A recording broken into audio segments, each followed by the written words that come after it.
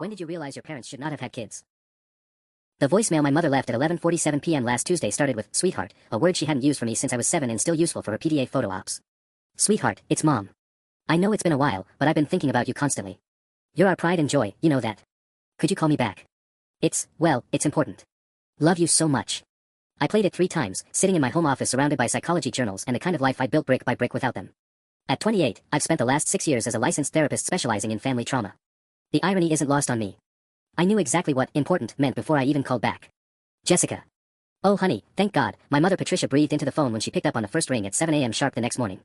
Always an early riser when she needed something. "How are you? You sound wonderful. Different. More mature." I'd sounded exactly the same for the past 10 years, but I let her continue. "Listen, sweetheart, your father and I are going through a little rough patch financially. You know how the market's been, and Richard's consulting business hit some unexpected bumps. We might lose the house. You remember the house, where you had such a happy childhood?" Happy childhood. In the 5-bedroom colonial where I'd spent most evenings alone while they attended charity galas and country club events. Where dinner conversation consisted of them discussing which of my achievements were worth mentioning to their friends and which were embarrassing oversights on my part. "How much do you need?" I asked, pulling out my notepad. "Professional habit. Well, we're about $180,000 behind on various things. The mortgage, some credit cards, your father's business loans. Nothing we can't handle with a little family support. And Jessica, honey, we know you're doing so well with that little therapy practice of yours." Little therapy practice. I cleared $150,000 last year and owned my building outright, but I didn't correct her. "I'll need to think about it," I said. "Of course. Take your time. Oh, and there's something else. Aunt Margaret is planning that big family reunion for Dad's 70th birthday next month. Everyone's going to be there. All the cousins, the Hendersons, even Great Aunt Ruth is flying in from Phoenix. It'll be just like old times. Old times. When I was there performing Monkey, trotted out to recite piano pieces and discuss my academic achievements before being dismissed so the adults could talk. You'll come, won't you? It would mean the world to us. To have our successful daughter there, showing everyone how proud we are of you." After I hung up, I sat staring at my client notes from yesterday. Melissa, 34, still seeking approval from parents who'd never given it. David, 41, just now recognizing that love shouldn't come with conditions and scorecards. I opened my laptop and started typing notes, but not about my clients. The reunion was in 23 days. I had patient files full of strategies for confronting family dysfunction, and for the first time in my career, I was going to use them for myself. My parents wanted their pride and joy to make an appearance. Perfect. They were going to get exactly what they asked for. The first thing I did was call my cousin Emma.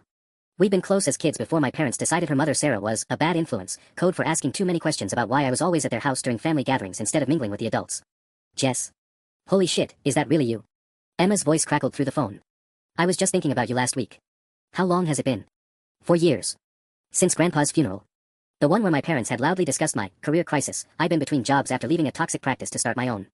"Emma, I need to ask you something about the reunion. You're actually coming." "Mom said Patricia mentioned you might, but we figured." She trailed off diplomatically. "What's the general family consensus on my parents these days?" A long pause. "Honestly, people are starting to ask questions. Uncle Richard's been hitting up everyone for business investments that never seem to pan out. Last Christmas he cornered my dad for 2 hours about some consulting opportunity. And your mom." Another pause. "She's been name-dropping you a lot lately. Telling everyone about your big therapy practice, how you're making 6 figures, how you just bought some fancy building." I had bought the building, but I'd never told them that. "What else?" "Mom heard through the Henderson grapevine that they're in deep shit financially. Like, really deep. There's talk about the house going into foreclosure, credit cards maxed out, the works. Is that why you're suddenly back in the picture? They called asking for $180,000. Emma whistled low. "Jesus. Are you going to help them?" I looked at my calendar, already planning. "I'm going to do something better. I'm going to give them exactly what they've always wanted from me. Which is a performance they'll never forget." After hanging up with Emma, I started making a list.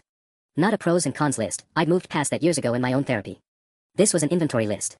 Every family member who would be at the reunion, their relationship to my parents, and what they knew versus what they thought they knew. Then I opened my filing cabinet and pulled out a folder I'd kept since graduate school. My own therapeutic journey, documented in painful detail. Session notes from Dr. Martinez, my mentor and therapist through my mid-20s. Homework assignments where I'd written out specific memories, learned to identify manipulation tactics, traced patterns of emotional neglect. At 2:30 p.m., my phone rang. Patricia again. "Hi honey, I hope you don't mind me calling again so soon. I just wanted to add that we've already RSVP'd for you to the reunion. I told Margaret you were so excited to see everyone, especially to share all your success stories. She's even planning to have you say a few words during the dinner. Isn't that wonderful?" My hand tightened on the phone. Of course they'd already RSVP'd for me. Of course they'd volunteered me to speak without asking. A few words about what? "Oh, you know, just how grateful you are for your upbringing, how we supported your dreams, that sort of thing. Maybe mention that therapy practice and how well you're doing. People love success stories." "Mom, what exactly have you been telling people about my business?" "Nothing that isn't true, sweetheart. Just that our daughter is thriving, making great money, owns property. We're so proud we could burst." After she hung up, I sat in the silence of my office, looking out at the small downtown I'd chosen specifically because it was 200 miles away from them. 22 days until the reunion. I picked up my phone and started dialing. It was time to do some research of my own. Starting with Margaret. Margaret answered on the third ring, her voice bright with the kind of genuine warmth I'd forgotten existed in my family. Jessica. Patricia said you might call. I'm so thrilled you're coming to your father's party. It's been far too long, sweetheart. The difference was immediate. When Margaret called me sweetheart, it didn't sound like she was reading from a script. Aunt Margaret, Mom mentioned you wanted me to speak at the dinner. Well, your mother was very insistent. She said you'd have so much to share about your success, and how grateful you are for everything they did to support you. Between you and me though, honey, you don't have to if you're not comfortable. I know Patricia can be enthusiastic about these things. I smiled despite myself. Margaret had always been the diplomatic one. Actually, I'd love to speak. I have quite a lot to say about my upbringing. Wonderful. I'll put you down for about 10 minutes after the main course. 10 minutes. I started calculating. Margaret, can I ask you something? What has Mom been telling everyone about my career? A slight hesitation. She's mentioned your therapy practice quite often. Said you're doing very well for yourself, own your own building, making more money than most doctors. She showed everyone some article about you in that professional journal last month. My stomach dropped. There had been an article, a small piece in Clinical Psychology Today about innovative trauma therapy techniques. I'd been quoted twice and mentioned as a rising voice in family systems therapy. It wasn't a profile piece, just a paragraph in a larger article, but leave it to Patricia to turn it into a full feature story about my success. She's also been telling people you'll probably be expanding soon, maybe opening multiple locations. Said you're considering offers from some big healthcare companies to buy you out. None of that was true. I had no expansion plans, and no one was trying to buy my practice. Margaret, has she mentioned anything about needing help with anything? Another pause, longer this time. Honey, are they asking you for money? Why would you ask that?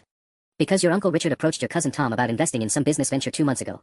Tom asked around, and it turns out Richard's been making similar pitches to half the family. When Tom looked into the consulting company Richard claimed to represent, the business license had been suspended for 6 months. This was news to me. Suspended for what? Failure to pay state taxes, according to Tom's lawyer friend. Jessica, I'm going to tell you something, and I hope you won't take it the wrong way. People are starting to worry about your parents. The stories don't add up anymore. Patricia tells everyone you call them every week and visit regularly, but Emma mentioned you haven't been home in years. Richard claims his business is just going through a temporary setback, but the Hendersons' neighbors saw a foreclosure notice on their door last week. I was quiet, processing this. Honey, are you okay? I don't want to speak out of turn, but I've always wondered, you were such a bright, sweet child, but you always seemed so serious. Like you were carrying something heavy. The kindness in her voice almost undid me. I'd forgotten that someone in my family had actually seen me, the real me, all those years ago. I'm fine, Aunt Margaret. Better than fine, actually. And I promise you, my speech at the reunion is going to clear up a lot of confusion about our family dynamics. When I hung up, I had a clearer picture. My parents weren't just desperate, they were actively lying to the entire family about their relationship with me, their financial situation, and who knows what else. I opened my laptop and started a new document, Reunion Speech, Draft 1. 21 days to go. The truth was going to be very uncomfortable for everyone involved. The next morning, I did something I hadn't done in 6 years. I drove to my parents' neighborhood. Not to see them. To see the foreclosure notice Margaret had mentioned. The house looked exactly the same from the outside. Same perfectly manicured lawn that had been more important than playground equipment when I was 8. Same imposing front door where I used to wait after school because I wasn't allowed inside with my dirty backpack until they'd finished their afternoon cocktails on the back patio. The foreclosure notice was there, partially hidden behind the decorative shutters, but visible if you knew where to look. Legal-sized paper, official county header. I took a photo with my phone. But what caught my attention was the car in the driveway. A brand new BMW X7, dealer plates still attached. At least $80,000, probably more with the options I could see from the street. I sat in my car for 10 minutes, watching. At 2:15 p.m., Patricia emerged wearing a designer outfit I recognized from the Nordstrom catalog, a $400 blazer I'd seen her circling in red ink last Christmas when she was making her wish list for Richard to buy her. She got in the BMW and drove away, talking animatedly on her phone. I followed her. I know how this sounds. I know what I'd tell a client who was doing this. But I needed to see what $180,000 in desperate financial trouble actually looked like in Patricia's world. She drove straight to the country club. I parked across the street and watched her walk into the building like she owned it, greeting the valet by name. 20 minutes later, she emerged with 3 other women, all laughing and climbing into the BMW for what was clearly a planned shopping trip. My phone buzzed. A text from Patricia, thinking of you today, sweetheart. Hope your little practice is keeping you busy. Can't wait to see you at the party and hear all about your success. P.S. Have you had a chance to think about helping your parents out? Love you. I screenshotted the message and checked the timestamp. 2:47 p.m. She'd sent it while walking into Neiman Marcus. That evening, I called Tom, Emma's older brother and the family's unofficial financial advisor. Jess. Wow, this is like old home week. Emma said you two talked yesterday. Tom, I need to ask you about Dad's business proposition. What exactly did he tell you? He said he was representing a consulting firm that specialized in helping small businesses optimize their tax strategies. Wanted me to invest $25,000 as a founding partner in a new division they were launching. Promised I'd see returns within 6 months. And when you looked into it, the company exists, technically, but it's just Richard. He filed as Henderson Business Solutions 2 years ago, but like I told Margaret, the license got suspended in January. No employees, no clients that I could verify, and the business address is a UPS store. I was taking notes again. Tom, did he mention being in financial trouble? The opposite. He made it sound like he was doing me a favor by letting me in on this ground floor opportunity. Said he was only approaching family because he didn't want to take money from strangers when we could all benefit together. How many people has he approached? That I know of. Me, Jim Henderson, Cousin Mike, and Uncle Paul. Probably others. Jim told him no immediately, but Mike was actually considering it until I warned him. After hanging up with Tom, I opened my laptop and created a new folder, Evidence. I was building a case, I realized. Not for court, but for something more important, for the truth. My phone rang again. Patricia. Sweetheart, I was just thinking, when you speak at the reunion, maybe you could mention how we taught you the value of hard work and financial responsibility. You know, how we always lived within our means and showed you the importance of saving money. People love hearing about family values. I almost laughed. Sure, Mom. I'll definitely talk about the financial lessons you taught me. You're such a good daughter, Jessica. We're so lucky to have raised someone so successful and generous. The call ended, and I stared at my notes. In the margin, I wrote, gaslighting, example number 847. 20 days until the reunion. Time to make some more calls. The next call I made was to someone I hadn't spoken to in 8 years, Mrs. Chen, my high school guidance counselor. She'd been the only adult who'd ever asked me direct questions about my home life, and I'd been too well trained to give her honest answers back then. Jessica Martinez. I was just thinking about you last month when I saw that article in the Psychology Journal. I kept a copy, I hope you don't mind, but I show it to students who are interested in psychology programs. Mrs. Chen, I need to ask you something that might sound strange. Do you remember anything specific about my parents from high school? Any interactions or conversations? A long pause. Honey, why are you asking? I'm reevaluating some things about my childhood. For therapeutic reasons. Well, if it's for healing purposes, yes, I remember them very clearly. Your mother called me 7 times during your senior year. Not once to ask how you were doing emotionally or if you needed support. Every call was about your class rank, whether you were taking enough AP courses, if your college applications were impressive enough. She paused, and I could hear papers shuffling. I still have my notes from that year. I was concerned enough about you to document our conversations. You were clearly brilliant, but you had this hypervigilance about disappointing people. You'd panic if you got an A- instead of an A+. Do you remember the day you came to my office crying because you got second place in a debate tournament instead of first? I remembered. I'd been terrified to go home and tell them. What I'll never forget is the parent conference that spring. Your parents spent 45 minutes discussing your achievements like you were a stock portfolio. Your mother actually said, and I wrote this down, we've invested too much in Jessica's success to let her settle for a safety school. Not, we want what's best for our daughter or, we're proud of her. Invested too much. My stomach clenched. What did my father say? He was looking at his phone most of the time. But he did mention that you'd need to choose a career path with good return potential because they'd fronted a lot of money for your development and expected to see some benefit from that investment in their retirement years. I had to put the phone down for a moment. Jessica. Are you still there? Yeah, I'm here. Mrs. Chen, did they ever ask how much financial aid I might qualify for? Or about scholarship opportunities? That's the thing, they specifically instructed me not to pursue need-based aid because they didn't want to broadcast their private financial information. But then your mother pulled me aside and asked if there were any merit scholarships that came with cash stipends you could share with the family. She wanted me to give them my scholarship money. Even then. I probably shouldn't tell you this, but I looked up your family's tax information for the FAFSA processing. Your parents' reported income that year was $340,000. They weren't struggling, Jessica. They just wanted you to pay them back for raising you. After I hung up, I sat in my kitchen holding a cup of coffee that had gone cold. I pulled out my phone and scrolled through my contacts until I found Dr. Martinez's number. My old therapist had moved to private practice, but we'd kept in touch professionally. Jessica. How wonderful to hear from you. How's the practice going? Really well, actually.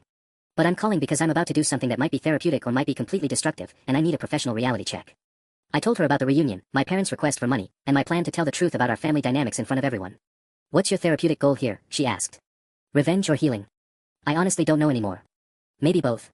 What would healing look like? I thought about it. Never having to pretend again. Never having to smile and nod when people tell me how lucky I am to have such supportive parents.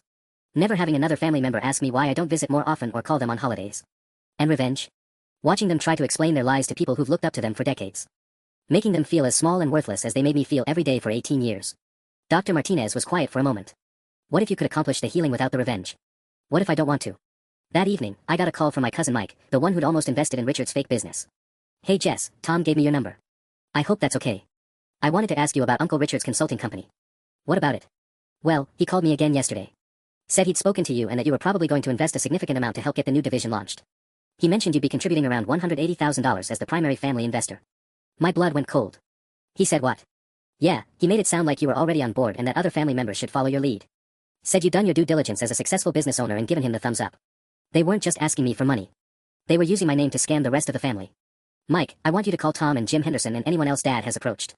Tell them I haven't invested anything, and that they should not give him money under any circumstances. Jesus, Jess. Are they really that bad off? I looked at the photo on my phone of the BMW in their driveway. They're not bad off, Mike. They're just greedy. After I hung up, I opened my laptop and started typing again. But this time, I wasn't writing a speech. I was writing an email to send to the entire family the morning after the reunion. Because my parents had just made this about more than our relationship. They'd made it about protecting everyone I actually cared about. The morning I found out about the Hendersons' investment, I knew my parents had crossed a line they couldn't uncross. Emma called me at 6:47 a.m., which should have been my first warning. Jess, we have a problem. A big fucking problem. I was barely awake, but Emma's voice cut through the fog immediately. What happened? Jim Henderson called my mom last night. Your dad didn't just ask him for money, Jim actually gave it to him. $15,000, transferred yesterday afternoon. I sat up in bed, suddenly wide awake. What? It gets worse. Richard told Jim that you'd already contributed $50,000 as the family lead investor, and that the minimum buy-in had been lowered to $15,000 specifically because you'd vouched for Jim as someone who deserved the family discount. My stomach dropped. Emma, I haven't given them a cent. I know that. Tom knows that. But Jim is 73 years old, and your dad showed up at his house with printed investment documents that had your name listed as primary consultant and family financial advisor on the letterhead. I was already pulling up my laptop, hands shaking. What kind of documents? Professional-looking stuff. Business plans, profit projections, even a fake client testimonial that mentioned your therapy practice by name, something about how you'd helped them optimize their business model and recommended Richard's services. They'd forged documents using my professional reputation to steal from a family member. Emma, I need Jim's number. Now. Mom's already called him. He's not taking it well. He trusted Uncle Richard because he trusted you, and now he's questioning whether you were in on it somehow. After Emma gave me Jim's information, I spent 20 minutes on the phone with him, trying to explain that I'd had nothing to do with Richard's scheme. Jim was polite but clearly skeptical. After all, why would Richard lie about something so easily disproved? Jessica, I don't understand. Your father showed me text messages between you two discussing the investment timeline. He said you were handling the back-end financial analysis because of your business experience. Jim, I need you to call your bank immediately and see if you can reverse the transfer. Tell them you were defrauded. But the money's already been moved into the business account. Richard sent me a confirmation email this morning. I was taking notes, my handwriting getting shakier with each detail. What business account? Henderson Business Solutions. Though when I looked at the email more carefully this morning, I noticed it came from a Gmail address, not a business domain. 45 minutes later, I was in my car driving toward my parents' house. Not to confront them, I wasn't ready for that yet. I was going to their bank. I'd helped Jim call Wells Fargo to report the fraudulent transfer, but I needed more information before the reunion. If they were using my name to steal from family members, I had to know the full scope of what they'd done. The branch manager, Mrs. Rodriguez, had been the family banker for 12 years. She remembered me from when I'd opened my first checking account at 16. Jessica. How lovely to see you. Are you here about your parents' account issues? I tried to keep my expression neutral. What account issues? Well, I probably shouldn't discuss other customers' business, but since your name is on some of the documentation they've submitted, they've been trying to use your business credentials as collateral for a loan extension. They listed you as a cosigner on their mortgage modification application. My throat went dry. I never signed anything. Mrs. Rodriguez looked confused, then concerned. Let me pull their file. 10 minutes later, I was staring at mortgage documents that included my forged signature, my business information, and a fabricated letter of credit claiming I'd agreed to assume partial responsibility for their debt. Mrs. Rodriguez, I need copies of everything with my name on it, and I need you to flag their account for fraud investigation. Of course. Jessica, I have to ask, are you planning to press charges? Because this level of identity theft, especially involving family members. I looked at the stack of papers she was copying. At least 8 different documents spanning 6 months, all using my name and professional credentials without my knowledge. I'll let you know after this weekend. 18 days until the reunion. But first, I had some documents to prepare of my own. That afternoon, I called a lawyer. Not to sue my parents, not yet. But I needed to understand exactly what they'd done and what my options were. Jennifer Walsh had handled the legal aspects of buying my office building, and I trusted her to give me straight answers. Identity theft between family members is tricky, she explained after reviewing the bank documents I'd emailed her. Technically, what they've done is felony fraud. The forged signatures alone could result in federal charges. But proving they acted without your knowledge gets complicated when there's an existing financial relationship. There isn't an existing financial relationship. I understand that, but they'll argue there is. The question becomes, did you ever give them permission to use your name in business contexts? Ever let them reference your income or success in their own financial dealings? I thought about all the times Patricia had bragged about my achievements to her friends, all the family gatherings where she'd mentioned my successful practice and excellent financial situation. Not explicitly, but... Jessica, I'm going to be direct with you. If you want to pursue this legally, you have a strong case. But it will destroy your family relationships completely and permanently. Is that what you want? I looked at my calendar, at the reunion date circled in red ink. I'm not sure yet. But I need to know what they've told other people, and I need to make sure Jim Henderson gets his money back. Let me make some calls. I'll have a full report for you by Friday. That evening, Patricia called again. Sweetheart, the most wonderful news. Your father's business deal came through earlier than expected. We were able to resolve our little financial hiccup without needing to trouble you for help after all. I gripped the phone tighter. How did you manage that? Well, Richard brought in a few family investors to help with the cash flow situation. Nothing major, just some seed money from people who believe in what he's doing. Isn't it wonderful how family comes together in times of need? Which family members invested? Oh, just Jim Henderson so far, but your father is optimistic about a few others. Actually, sweetheart, I think your reputation in the family really helped. People trust your judgment, so when they heard you were involved in the business planning. Mom, I need to ask you something directly. Have you and Dad been telling people that I'm financially involved in his consulting company? A pause. Well, we may have mentioned that you'd looked over the business plan and given us some advice. People respect your opinion, Jessica. You should be flattered. Have you signed my name to any documents? Another pause, longer this time. Sweetheart, you sound upset. Is everything okay? Are you having problems with stress at work? You know how we worry about you.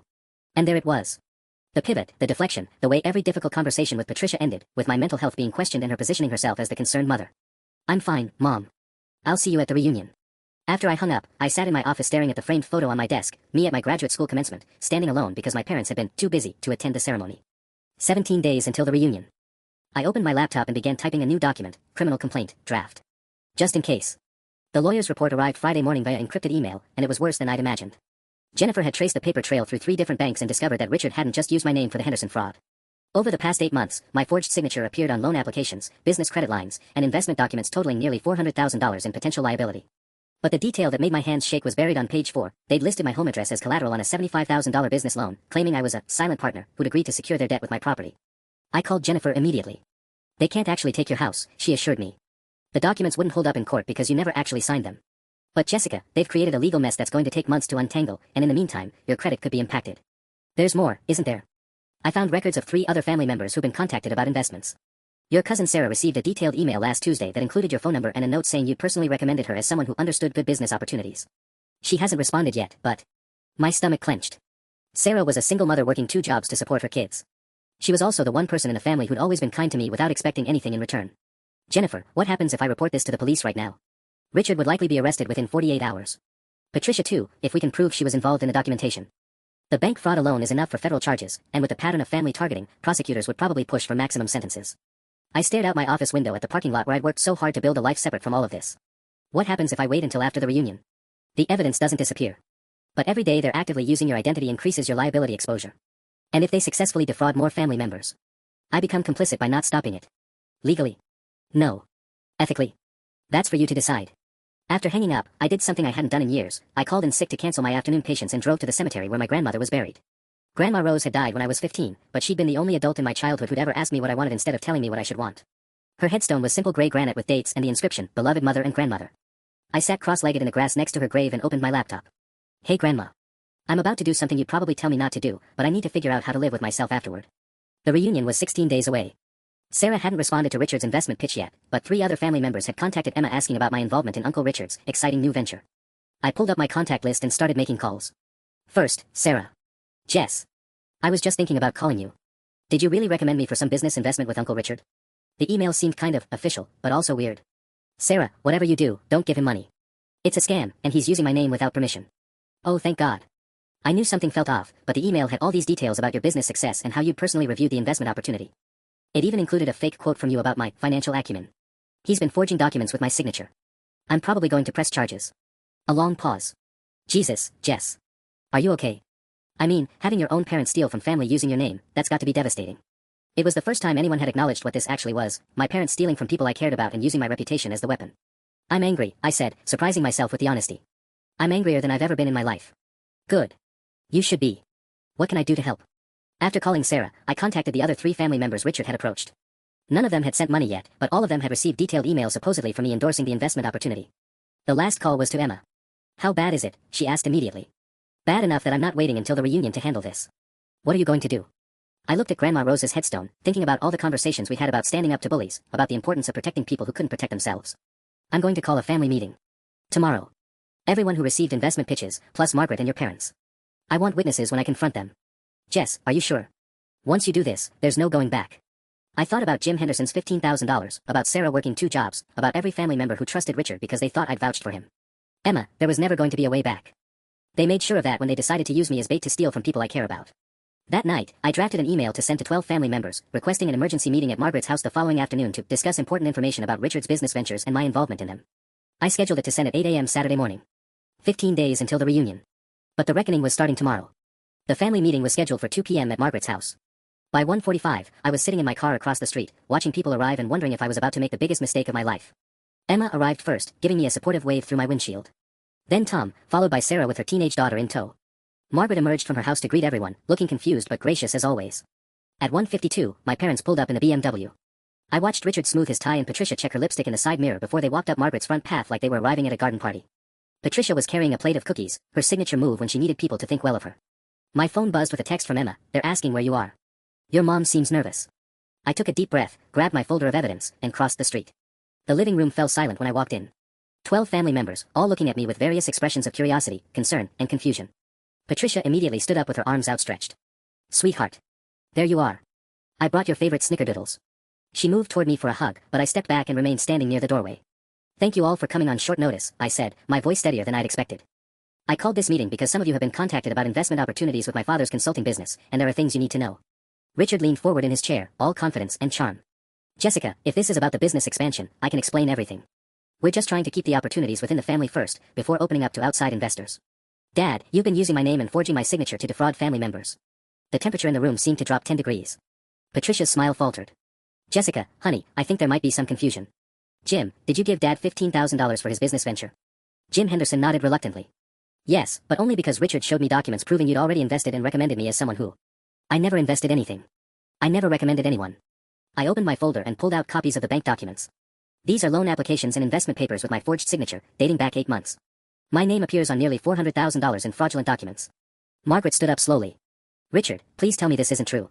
But Richard was already shifting into damage control mode. Jessica, I think you're misunderstanding some standard business practices. When family members provide consulting advice, it's common to list them as advisors. Show them the mortgage documents, Jessica. This from Tom, who'd clearly seen enough financial fraud in his career to recognize it immediately. I handed Margaret the papers showing my forged signature on their mortgage modification. She studied them for a long moment, then looked at Patricia with an expression I'd never seen before, disappointment mixed with disgust. Patricia, this is Jessica's signature on a document claiming she's responsible for your mortgage debt. Well, we knew she'd want to help family if we really needed her to. But she didn't sign it, Sarah interrupted, her voice sharp. You literally forged your daughter's name to steal money from your own family members. The room erupted in overlapping conversations. Tom was demanding to see more documents. Emma was on her phone, presumably calling other family members. Jim Henderson looked like he might be sick. Through it all, my parents sat frozen, their carefully constructed facade finally cracking in real time. Patricia recovered first, tears already forming in her eyes. I can't believe you're humiliating us like this in front of everyone, Jessica. After everything we've done for you, after all the love and support we've given you over the years. Stop. The word came out louder than I'd intended, but I was done listening to her rewrite history. We're not doing this anymore. The room went completely silent. Even Patricia's tears seemed to pause mid-formation as she stared at me with an expression I'd never seen before, genuine fear.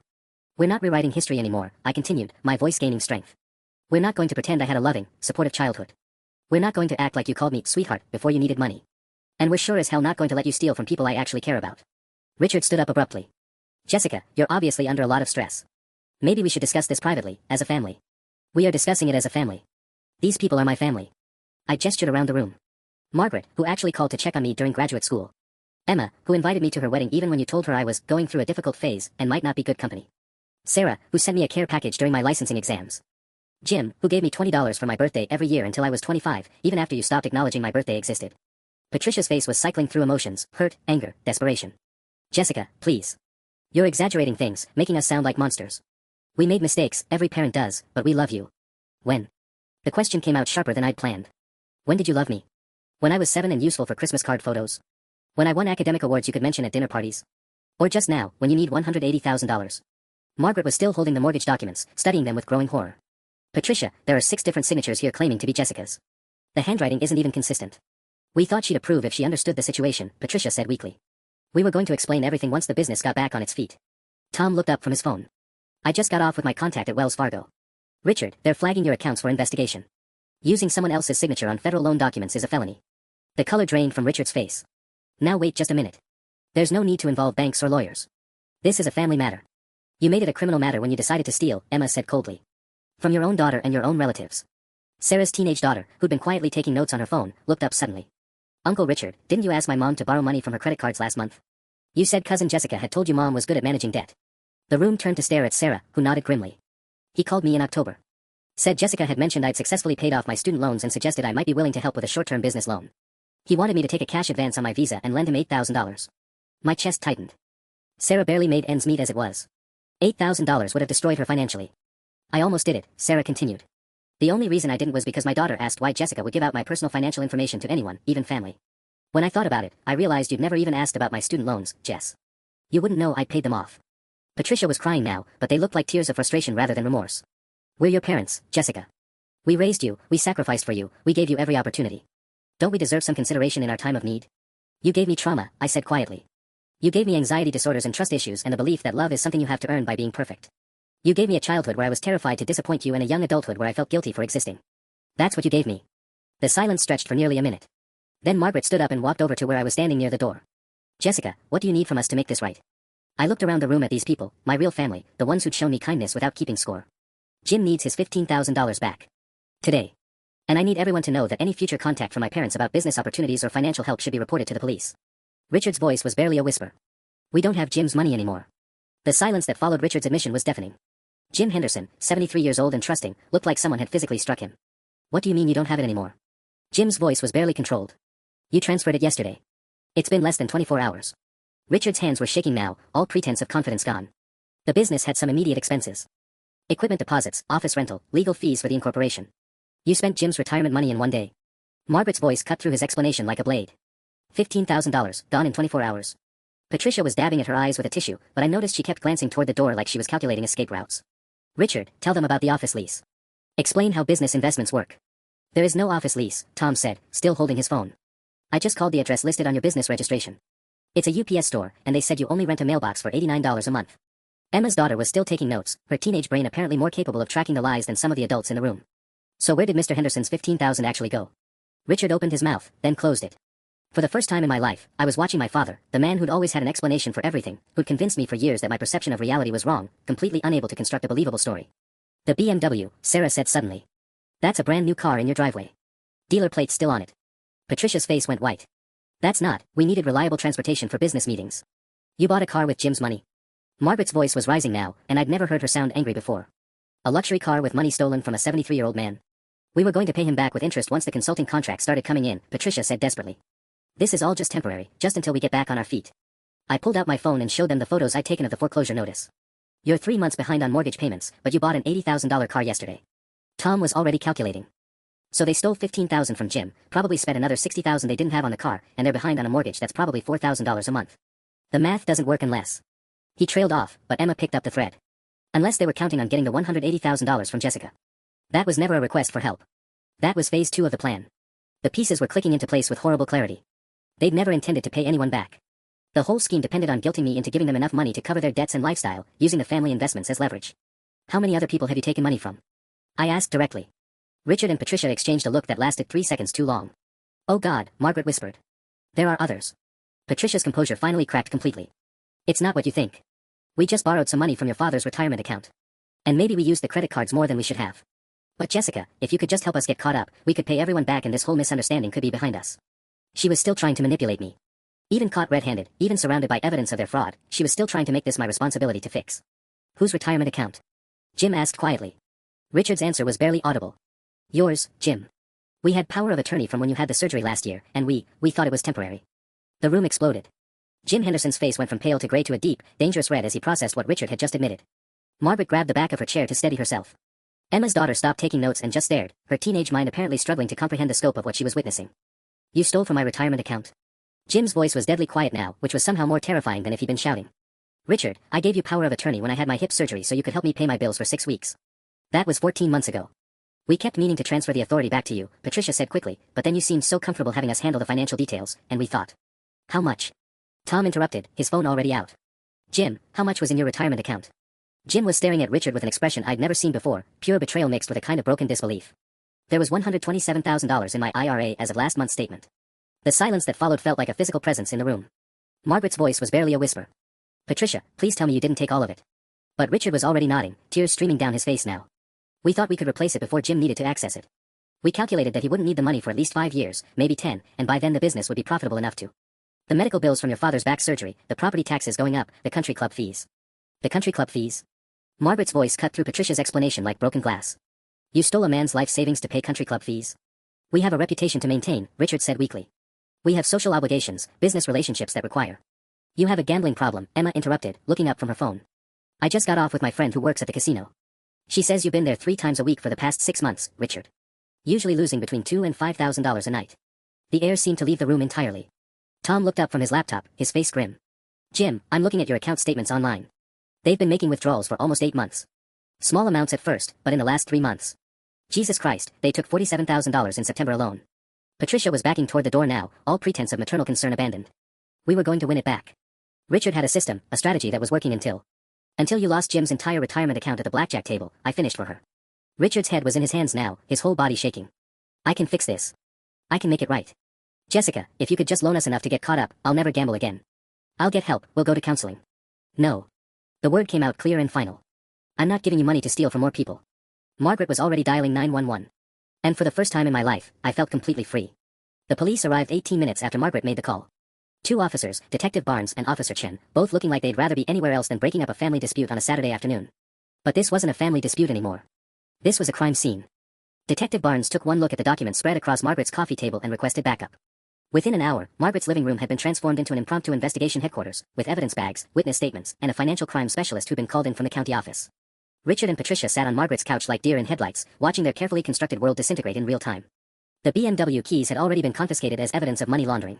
Mrs. Martinez, Detective Barnes said, approaching where I sat with my folder of bank documents, we're going to need a detailed statement about the identity theft. How long have you been aware that your parents were using your name fraudulently? I found out 3 days ago, I said, handing him Jennifer's legal report. My lawyer traced the forged signatures back 8 months, but I only discovered it when they asked me for $180,000 and I started investigating their financial situation. Officer Chen was taking Jim Henderson's statement, and I could hear fragments of their conversation. Trusted them completely. Never thought to check the account. That money was supposed to last me until I died. The financial crime specialist, a woman named Detective Rodriguez, was examining Richard's fake business documents with the kind of focused intensity one usually reserved for complex trauma cases. Mr. Henderson, she called out, I need to ask you about other family members who might have been approached for investments. Do you know if your son or daughter received any business proposals from Mr. Martinez? Jim nodded slowly. Richard called my daughter Beth last week. She lives in Portland now, but he told her that Jessica had specifically recommended her as someone who understood real estate investments. My stomach dropped. Detective Rodriguez, I've never met Jim's daughter. I wouldn't even know how to contact her. We'll need her phone number, Detective Rodriguez said grimly. If they're expanding the fraud to family members in other states, this becomes a federal case. Emma was sitting beside me, periodically squeezing my hand as we watched our family implode in slow motion. Jess, she whispered, are you okay? Like, really okay? I thought about it.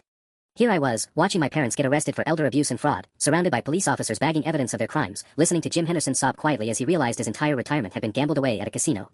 I'm okay, I said, and meant it. For the first time in my life, I'm actually okay.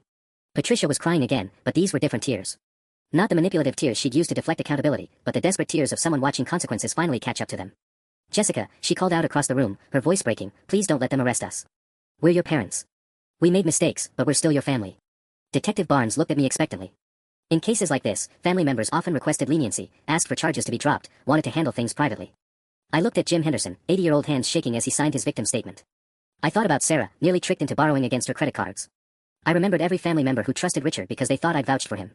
Detective Barnes, I said clearly, I want to press full charges for identity theft, fraud, and whatever other crimes you can prove. And I want to make sure Jim gets his retirement money back, even if it means liquidating everything they own. Patricia's face crumpled completely. We gave you everything, Jessica. We sacrificed so much to raise you, to give you opportunities. You gave me nothing, I said, standing up to face her directly. But you're about to give me something now. What's that? Richard asked weakly. The truth. Finally. Detective Rodriguez was already calculating asset seizure. The BMW, the house, Patricia's jewelry, Richard's golf club membership, everything would be liquidated to recover what they could of Jim's stolen retirement fund. It wouldn't be enough to cover the full $127,000, but it was a start. And for me, it was an ending. The arraignment was scheduled for Monday morning, which gave me exactly 36 hours to decide whether I was going to attend the family reunion or send my regrets. Sunday evening, I was sitting in my kitchen with a cup of tea and my laptop, staring at the email I drafted to Aunt Margaret about canceling my reunion speech, when my doorbell rang at 8:47 p.m. Through the peephole, I could see Emma standing on my front porch holding a bottle of wine and what looked like a casserole dish. I brought dinner, she announced when I opened the door. And wine. And possibly some news you're not going to like. I led her to the kitchen, where she immediately started unpacking containers of what appeared to be Margaret's famous lasagna. How bad is the news? Well, the good news is that Jim's daughter Beth never sent any money to your parents. She called me this morning after the Portland police contacted her about the fraud investigation. I felt a wave of relief. That's actually great news. The bad news is that your parents made bail this morning. My fork stopped halfway to my mouth. What? How? Detective Barnes said the bail was set at $50,000 each. Emma poured herself a generous glass of wine. Apparently Patricia called her sister Linda in Chicago. Linda wired the bail money without asking too many questions about why her sister and brother-in-law had been arrested for elder abuse. Does Linda know what they actually did? That's where it gets complicated. I talked to Margaret, who talked to Linda, and your parents told her they were arrested because of a misunderstanding about business accounting practices. They made it sound like an accounting error, not deliberate theft. I set down my fork entirely. So Linda thinks they're innocent victims of some bureaucratic mix-up. It gets worse. Patricia apparently called Linda from jail and told her that you orchestrated the whole thing because you were angry about childhood grievances. She said you convinced other family members to lie to police because you wanted to punish them for not giving you enough attention as a kid. The manipulation was breathtaking in its audacity. Even facing felony charges, Patricia was still trying to control the narrative and paint herself as the victim. Emma, what did Linda say when Margaret explained what actually happened? That's the problem. Linda hasn't talked to Margaret yet. She only talked to Patricia, and now she's flying in for the reunion specifically to support her sister during this difficult time and to talk sense into the family members who've been misled. I pushed the lasagna around my plate, my appetite completely gone. So I'm going to walk into the reunion and face Linda, who thinks I'm a vindictive daughter making false accusations against my loving parents. Unless you skip the reunion entirely. Which, honestly, might be the healthier choice. I looked at Emma, this cousin who'd become more of a sister to me than anyone blood-related ever had. What would you do? Honestly? I'd probably skip it. You've been through enough trauma this week without walking into a room full of people who might not believe you. But as I sat there thinking about it, something hardened in my chest. For 28 years, I'd avoided confrontation, stayed quiet, let my parents control every narrative about our relationship. I'd skipped family events, made excuses, let them tell everyone I was too busy or too stressed or going through a difficult phase. Actually, I think I need to go. Emma raised an eyebrow. Really? Why? Because this is exactly what they've always done. Create chaos, blame me for it, and then count on me disappearing so they don't have to face consequences. If I don't show up, Linda goes home to Chicago believing Patricia's version of events. Other family members start wondering if maybe I did overreact, if maybe my parents aren't really that bad. I opened my laptop and deleted the cancellation email I drafted. Emma, I'm going to give that speech after all. Are you sure? Because Linda's going to be there, and she's apparently convinced that you're the problem. I thought about Jim Henderson's face yesterday when he realized his entire retirement had been stolen. About Sarah almost borrowing $8,000 she couldn't afford. About every family member who trusted Richard because they thought I'd endorsed him. Then Linda's going to hear the truth whether she likes it or not. Emma smiled for the first time since she'd arrived. In that case, I think you're going to need a bigger audience. What do you mean? Margaret called me this afternoon. Word about the arrests has spread through the family network. People are asking questions, wanting to understand what really happened. She's expecting twice as many people as originally planned. I felt a familiar flutter of anxiety, but underneath it was something new, a kind of calm determination I'd never experienced before. Good, I said, opening a new document on my laptop. Then I better write a speech that's worth their time. The reunion was 6 days away. And this time, I wasn't going to disappear. The speech took me 4 days to write. Not because I didn't know what to say, I had 28 years of material, but because I kept having to stop and call Dar Martinez to process the memories that surfaced as I wrote. I'm remembering things I'd buried, I told her during our emergency Thursday session. Like how they used to make me practice conversations before family events. Literal scripts of what I was allowed to say about school, about my interests, about our family life. What happens if you deviate from the script? Dr. Martinez asked. Silent treatment for days. Or Patricia would get migraines that were somehow my fault because I'd stressed her out by being difficult. By Friday afternoon, I had 12 pages of notes and a speech that would either finally free me from their manipulation or destroy what was left of my extended family relationships forever. That evening, my phone rang. Unknown number, but I recognized the area code, Chicago. Is this Jessica Martinez? The voice was crisp, professional, with the kind of authority that suggested someone used to being obeyed. This is Jessica. Is this Linda? Yes, this is your Aunt Linda. I think we need to talk before tomorrow's reunion. I've been hearing some very disturbing things about what happened last weekend, and I'm concerned that there's been a serious misunderstanding. I put the phone on speaker and grabbed my notepad. What kind of misunderstanding? Well, your mother explained how you've been under a lot of stress lately with your therapy practice, and how some family financial discussions got blown out of proportion. She said you might be having some mental health issues that are affecting your judgment. There it was. The classic Patricia playbook, question my mental health to discredit anything I might say. Linda, have you spoken to Jim Henderson about his missing retirement money? I spoke to Patricia about that. She said Jim was confused about some temporary business loan arrangements, and that the police were called unnecessarily before the family could work things out privately. I closed my eyes and counted to 5. Linda, they stole $127,000 from an elderly man and spent it gambling. There are bank records, detective testimonies, and your sister is currently out on bail for elder abuse charges. That's exactly what I'm talking about, Jessica. These are very serious accusations you're making against people who love you. Your mother is worried sick about your emotional state. Did Patricia mention that they forged my signature on federal loan documents? A pause. She said there might have been some paperwork irregularities, but that you'd given verbal permission for them to use your name as a business reference. I looked at my speech draft, at the pages of evidence I'd compiled, at the timeline of lies stretching back months. Linda had been fed a completely fabricated version of events, and she believed every word because it came from her sister. Linda, I need you to call Detective Rodriguez with the County Financial Crimes Unit. Ask her to explain exactly what your sister and brother-in-law are charged with. Then call me back. Jessica, I don't think involving more law enforcement is. Call Detective Rodriguez. Then we'll talk. I hung up and immediately called Margaret. She doesn't believe any of it, I told her without preamble. Linda thinks I'm having a mental breakdown and making false accusations. Margaret sighed deeply. I was afraid of that. Patricia can be very convincing when she wants to be. What are you going to do? Give the speech exactly as planned. Linda can hear the truth tomorrow along with everyone else. Honey, are you prepared for the possibility that some people might choose to believe Patricia's version of events? Even after everything that's happened? I thought about my office, my clients who trusted me to help them navigate family trauma, my carefully built life that existed entirely separate from this chaos. Margaret, I can't control who believes what. But I can control whether I tell the truth. Saturday morning, I woke up at 5:30 a.m. with a text message from Emma. Linda called Detective Rodriguez last night. She's been very quiet this morning. I think reality is starting to sink in. The reunion was at 2 p.m. I had 8.5 hours to decide if I was really going to do this.